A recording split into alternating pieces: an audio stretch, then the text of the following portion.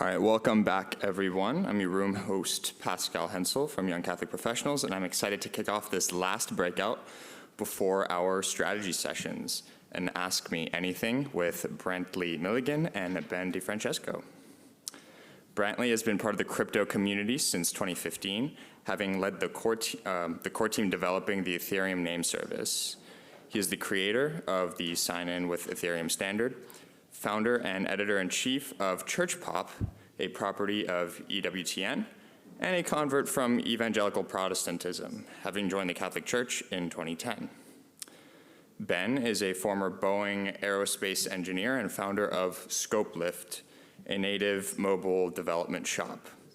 Around 2013, Ben discovered Bitcoin and fell deep into the crypto rabbit hole.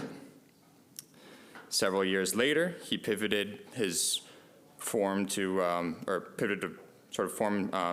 on building software in the nascent crypto ecosystem.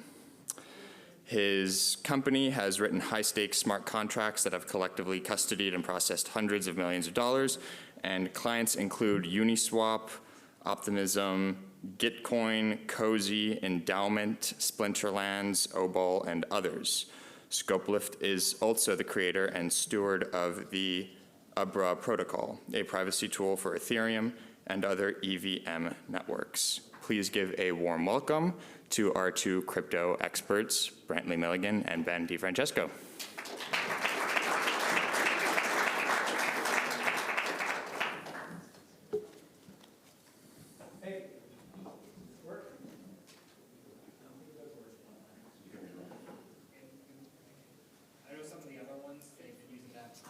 Does this work? Okay, there we go. Hello.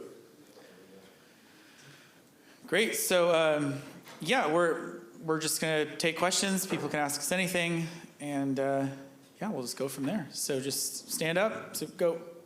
So in your talk over here, you talked about the fact that the blockchain with new innovations that didn't exist before. You didn't specify what those were.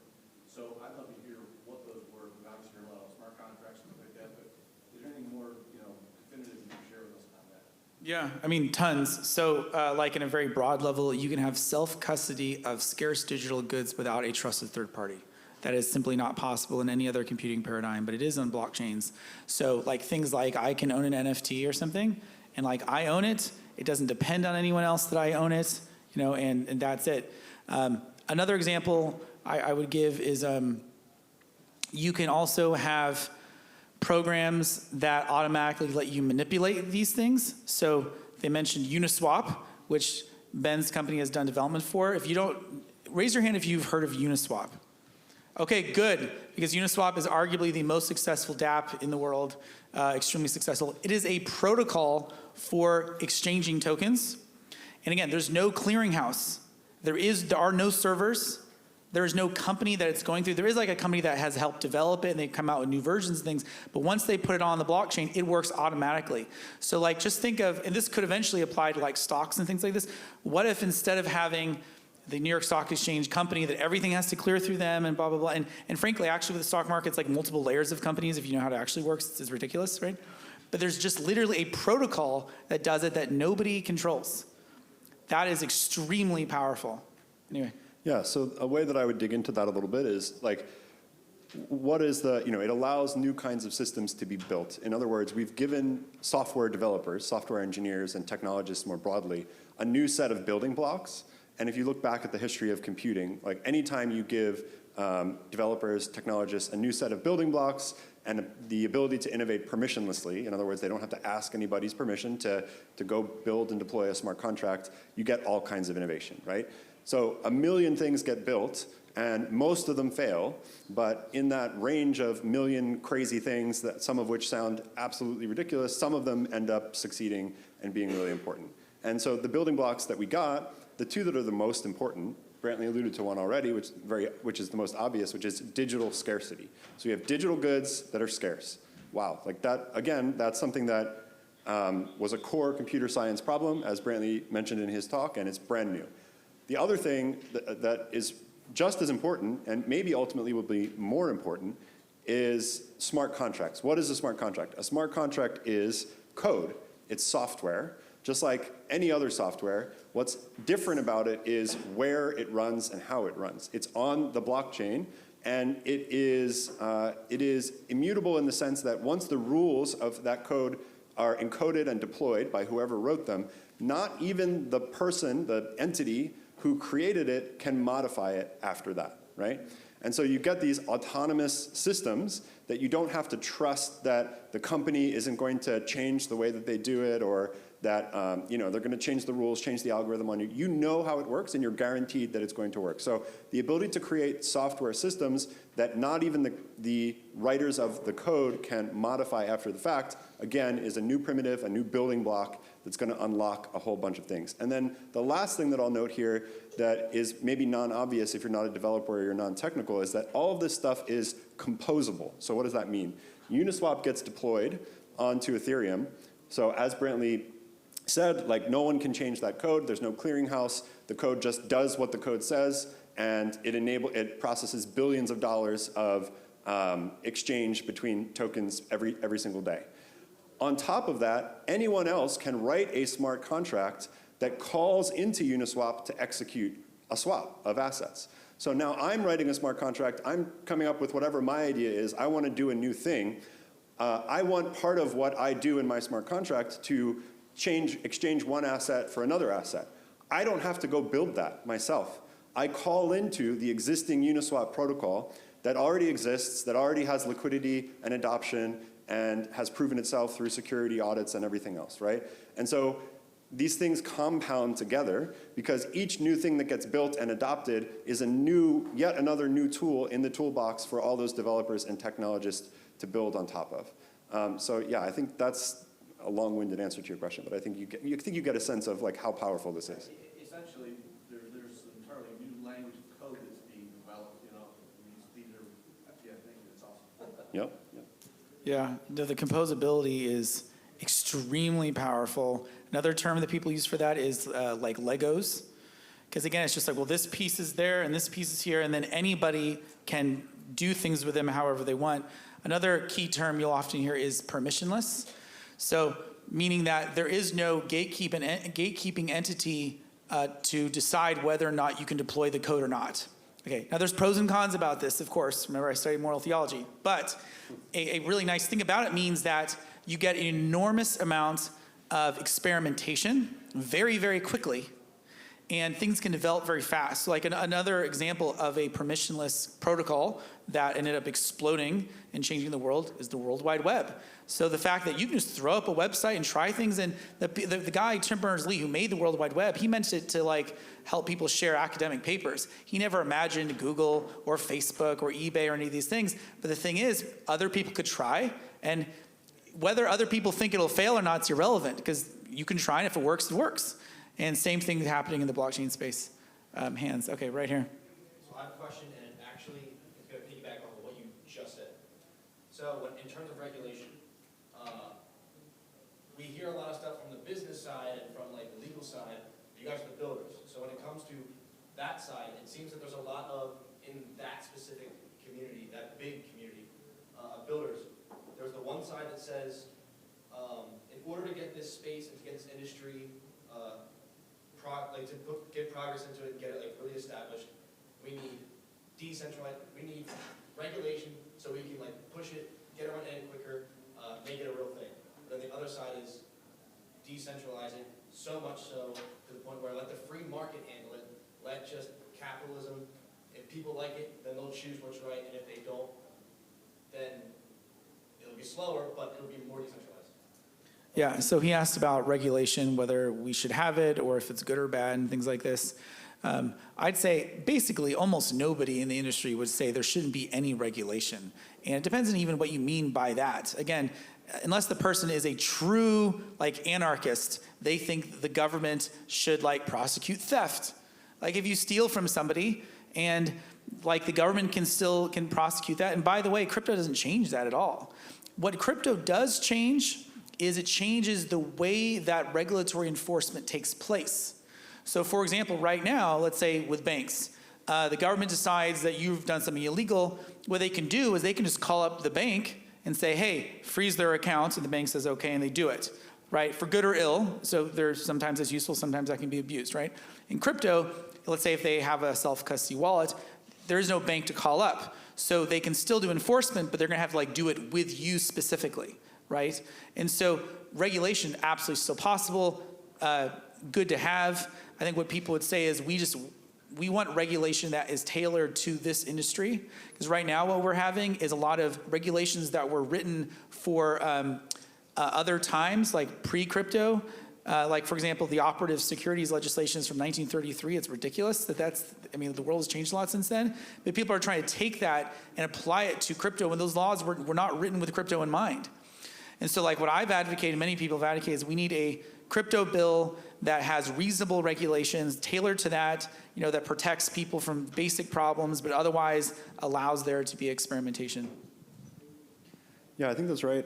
I mean, I don't have a ton to say about regulation. Really, I think it's a difficult problem because the clock speed of the technology is just 100 times or 1,000 times or 1,000,000 times faster than the clock speed of regulators. And so, every rule that you could write, 10 seconds later, there's a developer that's found a way to try to hack around it, and So to Brantly's point, I think the regulations have to be realistic in terms of what's actually possible to be regulated.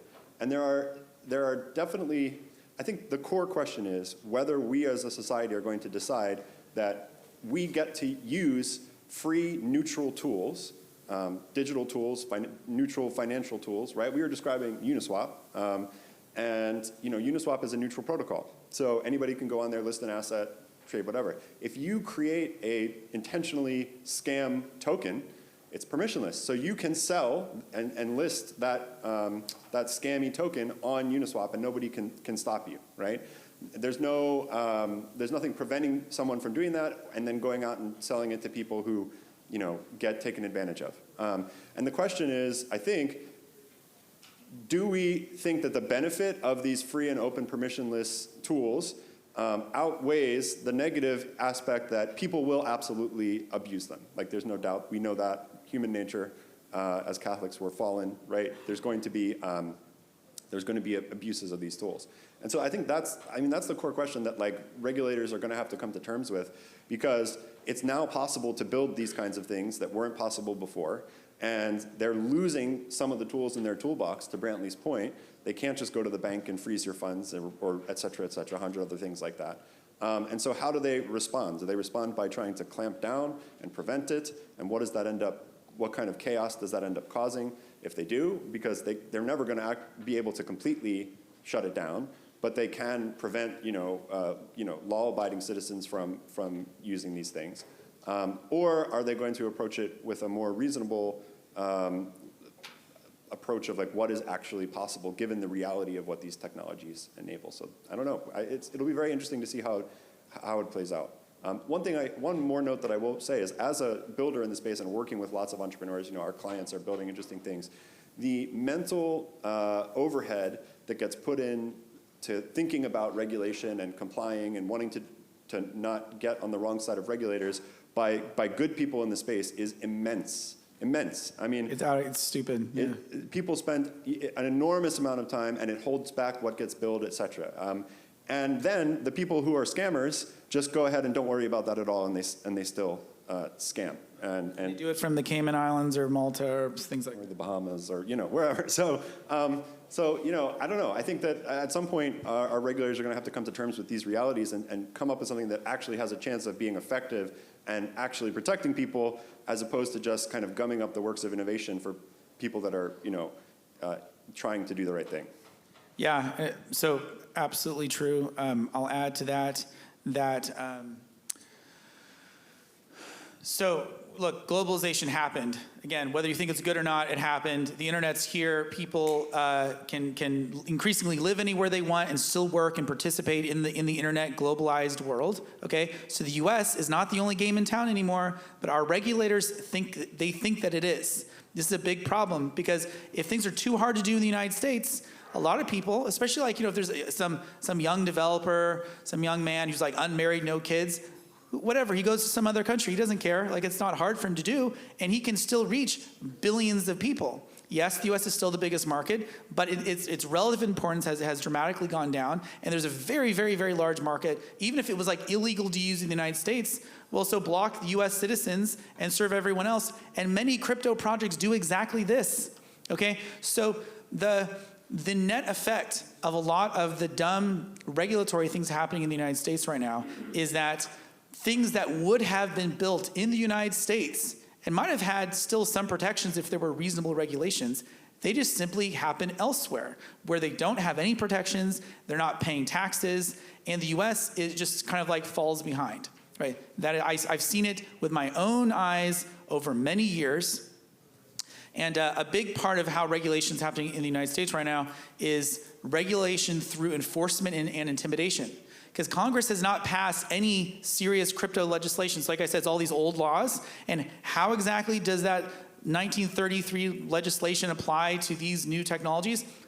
Not really clear. And by the way, if you're a law-abiding person, you're like, I want to do something, it might, this might apply. And you go to the SEC and say, hey, SEC, what am I allowed to do? What am I not allowed to do? Is what I'm proposing legal? They won't tell you. They say, we don't know, we're not going to say. And then you have to decide, again, you're paying all these lawyers, okay?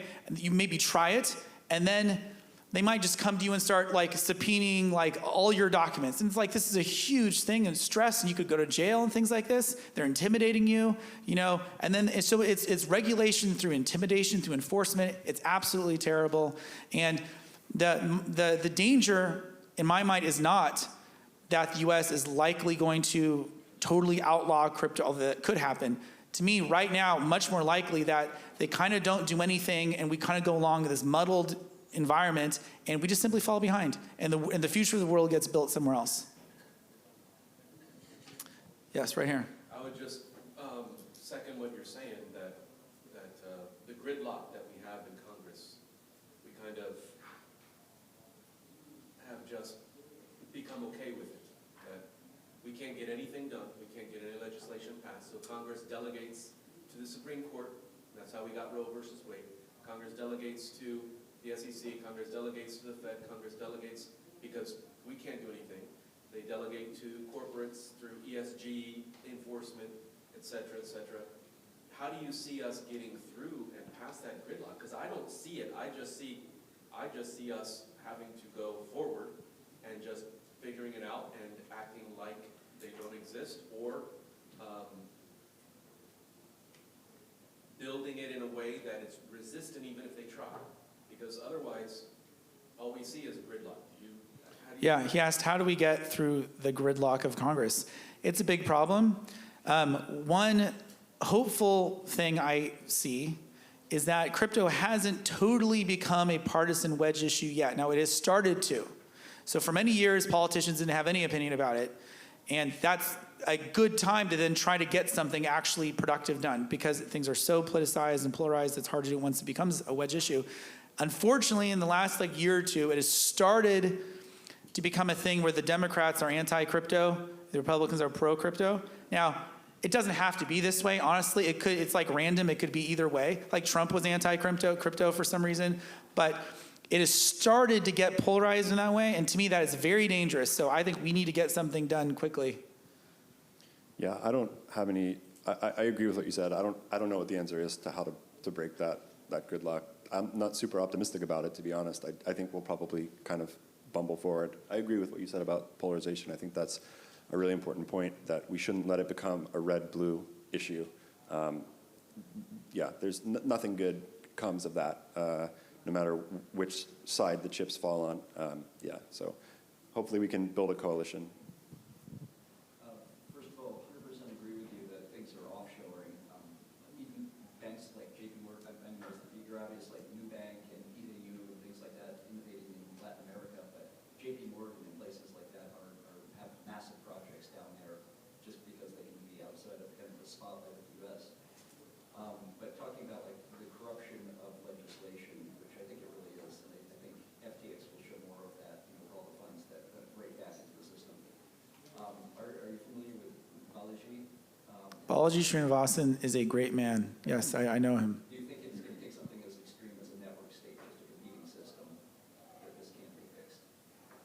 Okay, so he asked, he said offshoring is happening. He brought up Balaji Srinivasan's book, The Network State, which just came out a few weeks ago. I highly recommend it. Have you read it?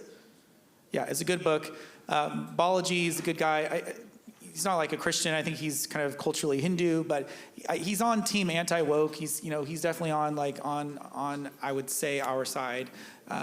Good guy. And network state is this idea that, well, I'm not going to explain it. Just read the book. We'll see. It's a I like the book. It's a radical proposal, and I don't think that's going to solve our problems. It's certainly not in the near term. Maybe in the long term. I don't know. I mean, I think the core idea that Balaji puts forward is that these institutions are actually too broken to be reformed, and what actually you have to just opt out and build alternatives. Like that's maybe the core idea of the network state. And honestly, like I'm very sympathetic to that idea. I think it's part of why.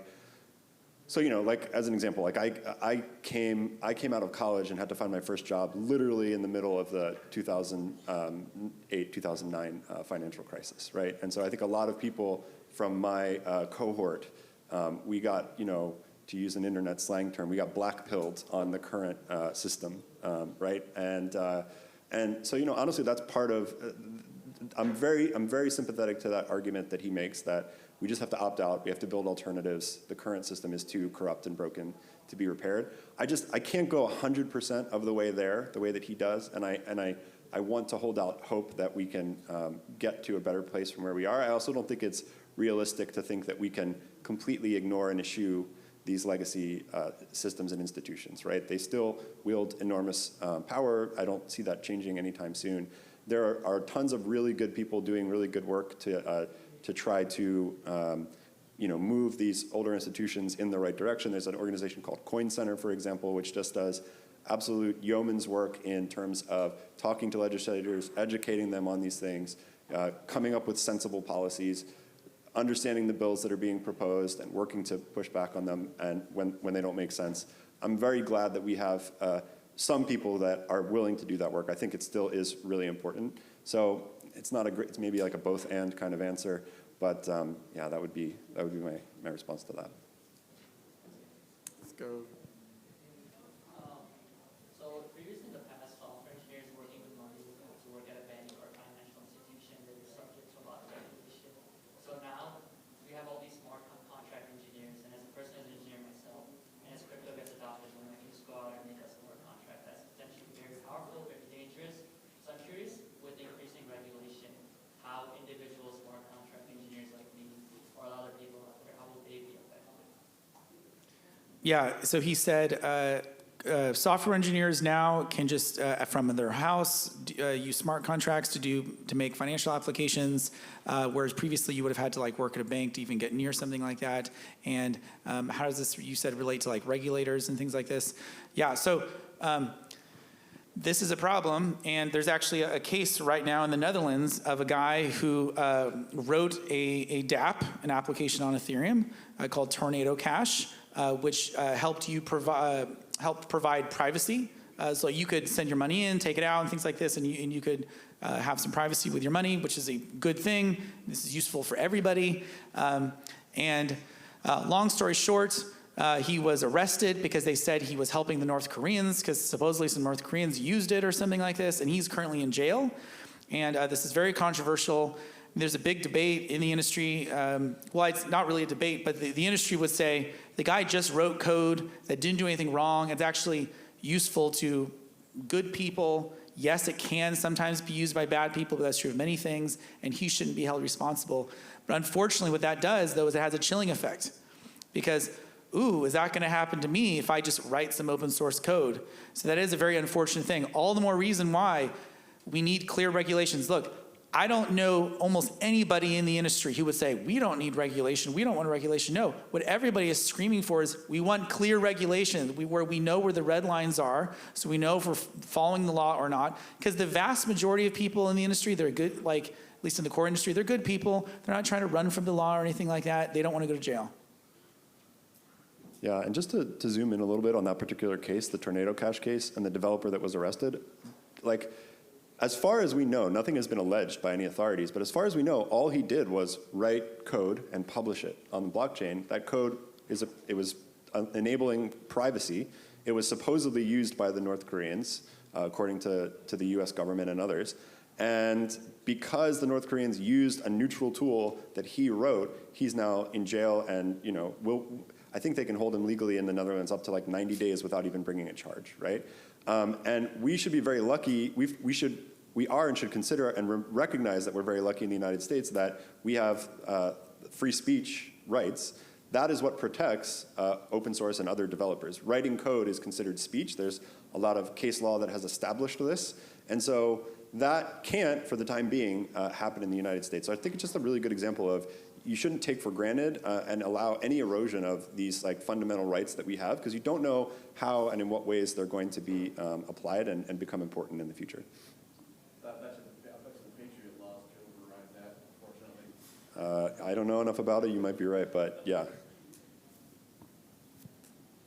Yeah, so kind of asking the Catholic question of why and what before you started to build software and build technology, just not for technology's sake.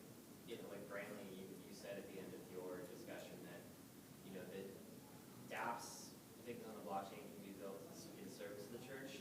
That's kind of a harder question to answer, but like for the two of you, have you had that discussion within yourself of like, what would be detrimental to the world that I will not build with this new technology? He asked, are there types of uses of the blockchain technology that we wouldn't involve ourselves with for moral reasons, right? Yeah, it's interesting to me actually that there are types of evil things you could be doing with crypto that I actually haven't seen very much of. And partly I don't even want to say what they are because I don't want to inspire people, but there's evil things that some people have done with crypto, and no question. There's a lot of good things people have done. And then there's certain evil things that you would think theoretically people would do and then just haven't really happened yet. It's kind of actually surprising. Yeah, of course. I mean, I wouldn't want to be involved in anything that I thought was immoral or even just was a net negative for the world or something like that. Absolutely. Yeah, I agree. I mean, I will just go back to that last discussion that we just had. Like, so obviously, like, if there was a project or something that was explicitly doing something that was immoral, yeah, I think it's your moral duty to opt out of that, not to participate, not to make it possible. Now, we are building neutral tools, though. And neutral tools can be used by anyone, including people who are doing things that we consider immoral, that we disagree with, et cetera. And so one of the things that you do have to wrestle with and come to terms with is, I'm building these neutral tools that people can use. I have to believe that the net benefit for the world is going to be greater than the negative. Because it's possible, and I can't stop it once I've created it, that these tools will, it's not even possible, it's almost certain, if you build a neutral tool that gets enough traction, it will be used by someone in some sort of immoral or negative way, right? And so you do have to recognize that and kind of come to terms with it and sort of wrestle with the reality of that, I think. How have you wrestled with that? Yeah, I mean, I think it comes back to, like I said, that first of all, it's like believing that the net is positive, right? And it's not like some kind of utilitarian calculation where it's like we add up the goods and we add up the bads and like, this outweighs it, so therefore I do it, or something like that. But it's more that, like what is freedom? Freedom is the ability to choose the good, the freedom to choose the good, right? So like, we don't get to a better world by suppressing or preventing people from making choices. We get there by helping them, convincing them to choose the good, right? Making it easy for them to choose the good. And giving people these tools, I think, does that and can allow that. Yeah, this might surprise you, but of the people who are in what I would call like the core industry, like the people who go to DevCon or something like this, I would actually consider the vast majority of them to be highly ethical people of high integrity. Now that might surprise you because you hear in the news like, oh, there's all these scammers and things like this. That's true, but these people are not like walking around at the conference. I mean, these are bad people and they hide themselves, they hide behind pseudonyms or they're running off somewhere and they're kind of like people who just came in, take what they can and leave or something like this. This is true probably in most industries. Like if you work in an industry, you're probably thinking, yes, sometimes you get bad PR because there's some bad actor, but you know the day-to-day, the vast majority of the people are good, ethical people, because otherwise you wouldn't be able to do any work. There are people in the industry who I've maybe only been acquainted with, but I've been around them for years, I would trust them like with my life. Absolutely, because it's like, I've seen that person over a long period of time. They're not going anywhere. They're a known quantity, high integrity. I'd say the vast majority of people are like that. Right there in the very back, blue. I have a question. As a young software engineer, I'm in QA. So as someone who's trying to break into the blockchain industry, such as coding smart contracts, who's trying to get involved in any way, as a developer, what do you recommend for tips and tricks in trying to grow that craft and try to land one of those type of jobs? What should I be doing? Is it a side project, use a tutorial website, anything, or just from your experiences of growing up and growing in the industry and kind of making that pivot to what you want to do? He said he's a software engineer thinking about trying to get into the industry, and what do we recommend? Yeah, so the first thing I would say is, my company and me personally operate primarily in like the Ethereum universe and the EVM kind of space, so Solidity-based smart contracts, et cetera. So I'm going to speak from that perspective in particular. So the first thing I would say is like the Solidity language itself for coding smart contracts is actually quite simple. If you're already a software engineer, the core concepts of the language are rather easy to understand. What's important to understand, what is much harder to understand is the implications of the environment in which you're operating. So you're no longer writing software that runs in a little web page. You're writing the software that is on the blockchain, that interacts with these assets, that has these properties of immutability, et cetera, et cetera. And so you have to understand the context of how Ethereum works, how the EVM works. And so diving into that is really important. A resource that I would recommend, if you haven't read it already, is a book called Mastering Ethereum by Andreas Antonopoulos, who's a great guy in crypto, great educator in the crypto space. Any of his videos and books I would recommend as good places to start and start learning. And then the other thing I would say is like use the tools yourself, right? So like set up a wallet, go on, make some transactions, follow, start to understand like how the system works, because writing good smart contracts, secure smart contracts comes down to like understanding that execution environment. And then the last tip I would give is audit reports. Audit reports are a really great way to learn best practices and ways that you can screw things up. So there's these big, well-known established auditors. Most high-profile protocols get at least one or two audits done that are publicly available, and you can go through those reports along with the open source code and learn an enormous amount from looking at those two things. Yeah, I'll add all the major projects are open source, so you can go on GitHub and look at the code of Uniswap. Like it's not a secret. Or look at ENS or Compound or whatever it is and just see what they're doing. I mean, you can learn a lot from that. And then the last thing I'd say is that if in Web 2 the philosophy was move fast and break things, right? That was an expression, and they could say that because it was low stakes. Like, oh, you merge your new code to the Facebook app, and like worst case scenario, some people can't access Facebook for like an hour before you realize it and roll it back or something. Like it's low stakes, right? So if it's move fast and break things, is Web 2. Web 3 is move slow and don't lose people's money.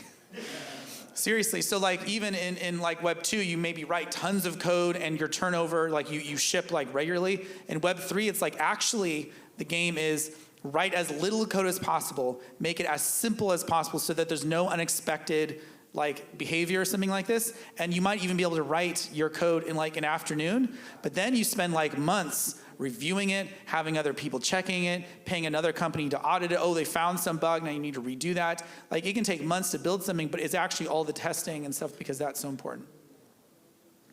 Right here. So this is based on your previous talk, but I think it's applicable to both.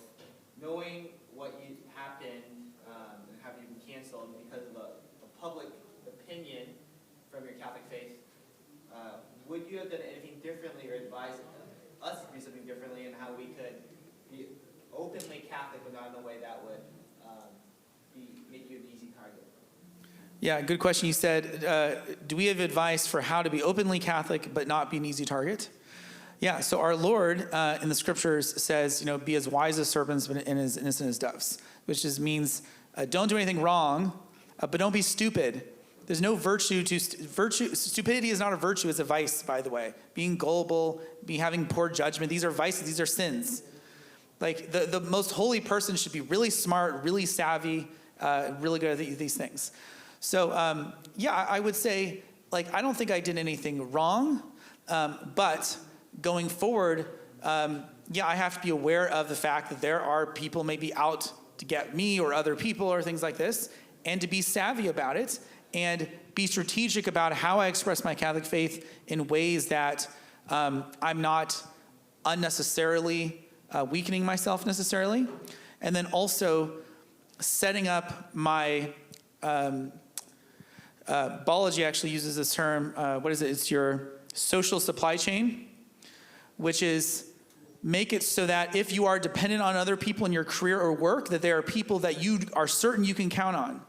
That, like, if people come target you, they'll find, is there a weakness in his social supply chain, like his structure of his career around him, that, oh, there's that weak person, if I pressure them, I can get them fired or something like that. They'll find it and they'll target that person. That's just basically what happened to me, right? I actually thought my social supply chain was really strong. Then it got battle tested and it actually wasn't. So be aware of that. Like, don't put yourself in a company where you know the leadership is already against you and things like that. Yeah, another, I would say, positive movement within the crypto space is this idea that was kind of pioneered by Brian Armstrong, the CEO of Coinbase. This was it 2021 maybe, or late 2020? Basically, he kind of came out and said, like, look, Coinbase is a mission-driven company. We are focused on pushing the cryptocurrency ecosystem forward. That is our mission. Anyone who aligns with that mission is welcome to work at Coinbase, but when you come to work each day, that's what you're focused on. So we're not going to do other kinds of activism. We're not going to do ideological purity tests here. As long as you can collaborate with your coworkers, be respectful of everyone, not discriminate against anyone, and work, and you agree with and you're willing to push forward on that mission that we have as a company, then you're welcome here, and that's how we're going to run the company. He got an enormous amount of pushback on this, but at the end of the day, very few people left, and I think it actually attracted quite a lot of people to the company, engineers and other people who agree with that. Whatever their other ideas on the ideological spectrum are, they don't want to come and fight about those things at work. They're passionate about crypto and they want to push that forward. So, like, that's sort of my mantra as well. Like, I'm willing to work with, as a client, employee, whoever, anybody that believes in the kinds of things that we're building, these decentralized neutral systems, and is willing to push those forward. We're on the same team. Let's work together, as long as you're not doing something, like I said before, that is explicitly immoral in some way, right? So fine, I can be respectful and work with anyone. And I think if you have that attitude, it can be reciprocated. Find people that have the same way of thinking. Yeah, I completely agree. Yeah, talking about censorship resistance and going back to tornado cash, I'm curious if you might have some answers of how we solve the UI problem. And maybe you have more to speak on this, but by my understanding, Uniswap actually censors tornado cash, or the torn token. So he's asking about censorship issues related to Tornado Cash. It's OFAC, was the office, what does it stand for? Foreign Asset Controls, I think? Yeah, they Probably wrong. put certain Ethereum smart contract addresses and wallets on their, like, banned list, which is kind of weird because usually it's supposed to be for individual. I mean, this is like a whole topic. And then certain entities, if they're US based, have felt like they can't do anything that touches those things. So you brought up Uniswap. Uniswap, the code actually doesn't. But what it is, the Uniswap front end, the website, which is controlled by a company, they do censor certain things. But to use Uniswap, the dApp, you don't have to use their front end. You can use your own front end or some other front end hosted elsewhere, and there are lots of other front ends. Now, it's still not a nice thing. But it's not like the whole system has been compromised. And then were you referencing the MEV issue, like the censorship by validators? No, I wasn't. But Oh, okay. that's I think one more question, you said? yeah, we can do one more question. Cool. Okay, one last question here. Let's go right there.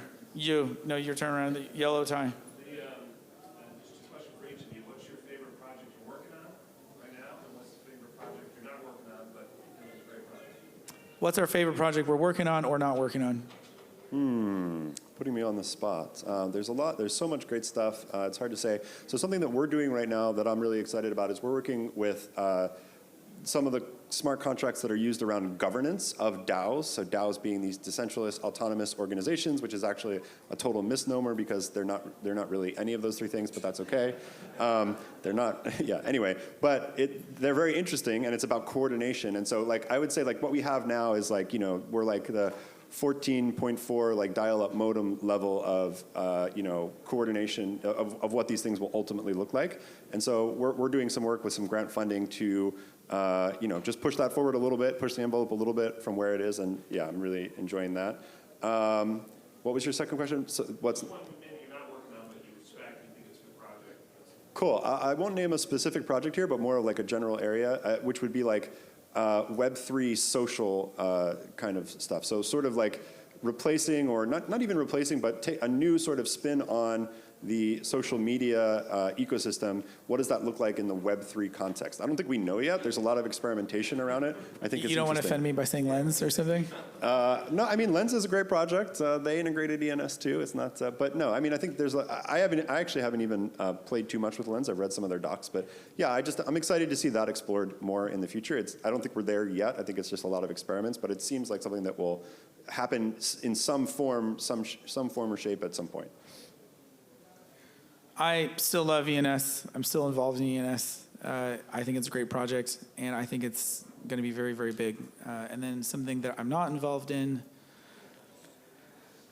yeah, I mean, I know I've already mentioned it's so stereotypical, but just Uniswap, like, to put it in context, you have to understand that even a couple years ago in the crypto industry, among people even building on Ethereum, the consensus view was that we would never have a good decentralized exchange protocol. That there were a couple different issues that smart people thought couldn't be solved, okay? Really, just a couple years ago. And then this guy, Hayden Adams, who wasn't even a software developer, he was like an electrical engineer or something like this. He got laid off of some other company, was looking at like Ethereum stuff. It was the middle of the bear market. He read like a blog post by Vitalik. If Vitalik had some idea, Vitalik is the creator of Ethereum. And Hayden taught himself some basic Solidity and created Uniswap. And actually, the first Uniswap was written in Viper. Sorry, totally unnecessary. It was done in Viper, okay. Sorry. Well, and actually, too, Nick.eth actually came up with the original idea for AMMs, which then was expanded by Vitalik, and then Hayden had this idea anyway. And has been extremely successful. Like I said, arguably the most successful dApp on Ethereum in the crypto space by a long shot. Like, his achievement there is spectacular, and mad props to Hayden and the whole team there. I have a lot of respect for Uniswap. Ben couldn't mention that because he's helped build Uniswap. We've done some work with them, but yeah, it would be a stretch to say we helped build it, but fair enough. Okay, thanks everybody. Thanks everyone.